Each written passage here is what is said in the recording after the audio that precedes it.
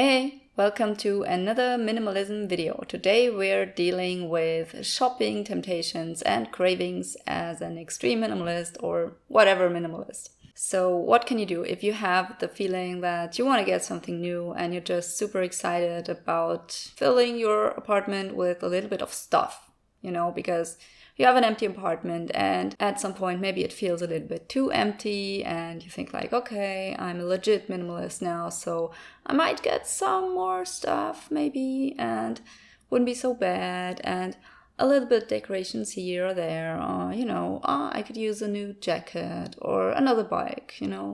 I think there are a bunch of things that can help you with that sort of stuff, but essentially you will have to decide whether or not you really want to bring more stuff into your life in general, because sometimes it makes sense, to take a step back and to maybe move a little bit away from minimalism again, because it actually makes you more happy. And the goal is not to be the best minimalist that you can be. The goal should be to have the happiest life you want to have.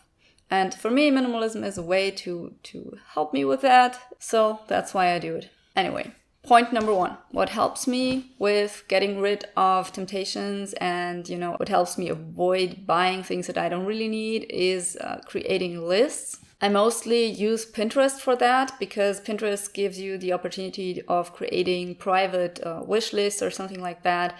And I just like to have all the items in one place with images attached to them. So I upload all the things that I maybe want to have there, and then I leave them there to die. And that usually works out for me. And the things, after a while, I just forget about them, The craving is gone and it's like, it's been 4 weeks and I just...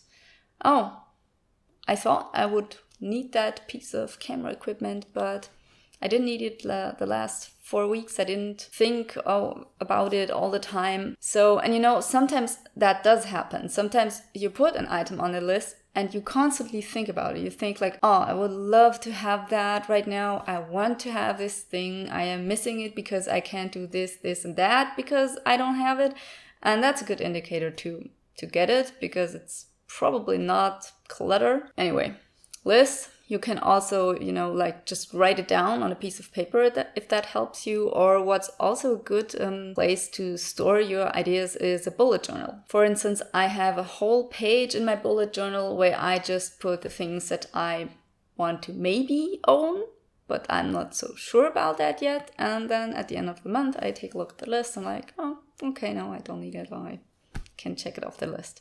My second tip is to just borrow the thing. If it's like a piece of gear or whatever. For instance, I had a friend who was thinking about getting a softbox, and I actually lent him mine because I have 2 softboxes, and I was like, no, I never use them. I never really need them. Just try it out. He tried them out and he found like, no, I don't need them either. So I'm going to sell those softboxes. And that works for a lot of things, It doesn't have to be camera equipment. It can be anything like clothes or books or like whatever you can borrow. Just try to do that first before you buy it. I mean, patience is really key here, because if you can't learn to be patient, it's going to be really hard to be minimalist, because this impulsive buying of stuff, it's basically the inability of being patient. And I think if you have been a minimalist for a long time, this patience just comes so easy to you.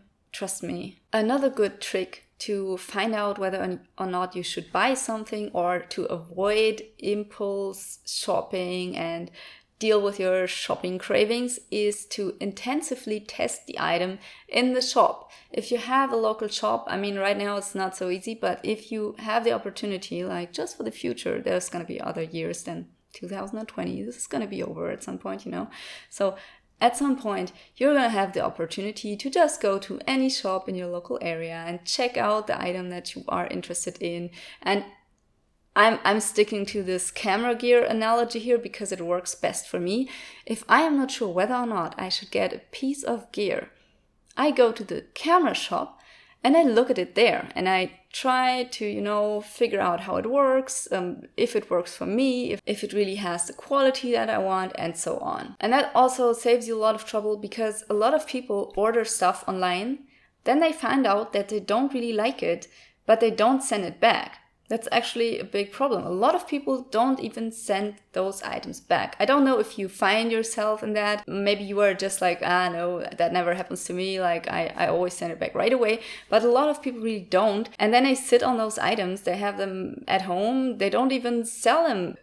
So you can completely avoid that by just going to the store and checking out the item there, because it's psychologically, it's just a difference if you have already purchased it and it's brought to your home and it is into your home and you have to get it over with to bring it to, I don't know, in my country we have these mailboxes where you have to bring your stuff and send it away again. Also, it's not very eco-conscious, Anyway, point number 4 goes hand in hand with point number 3, and that is do your research. Before you buy anything, do your research. Just find out what you really want, what you really need. And this is like when you think you need something new, something that is better than what you already have.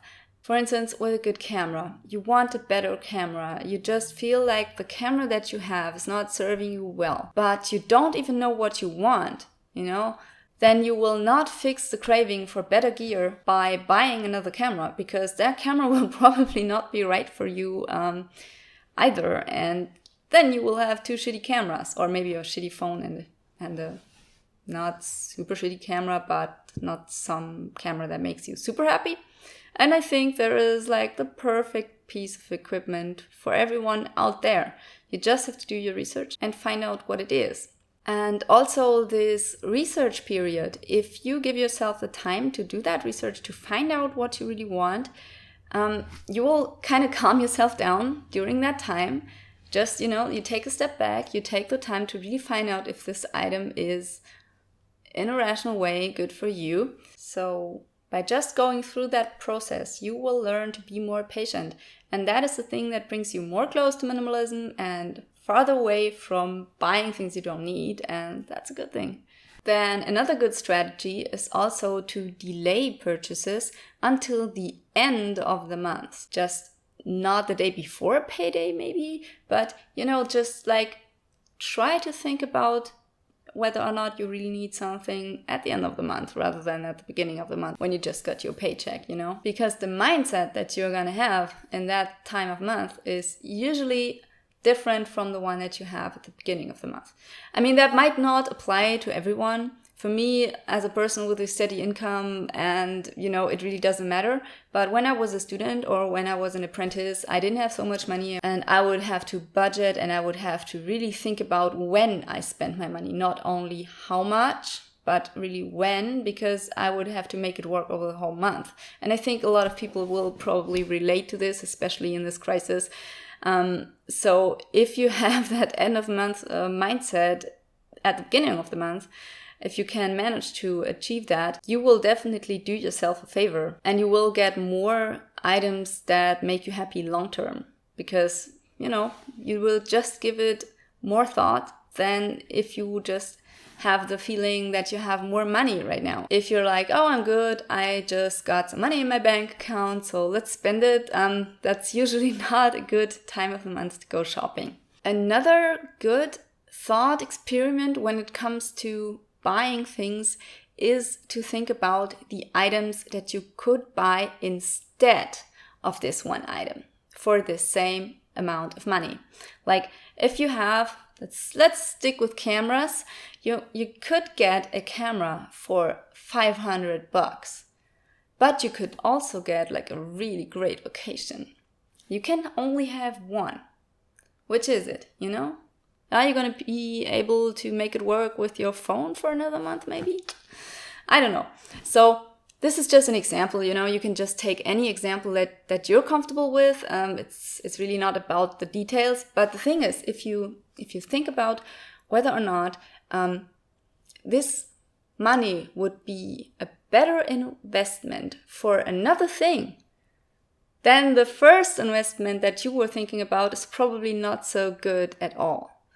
And that is all about priorities. If you have to prioritize, if you are forced to prioritize, you will. And if you do not force yourself to prioritize, you won't. So, point number 7, you could also ask yourself, would I buy this if it would cost twice as much? That is also a very good thought to get in the whole mindset of, is it worth the money? Is it worth it for me? Does it make me happy? Does it really help me in my everyday life so much that I would even pay twice as much for this item? Some people also suggest that you should ask yourself, could I afford this a second time? If it breaks or something, could I go and buy another one right away? And if I can't afford that, it's probably also not a very good investment, and I should think about it again later.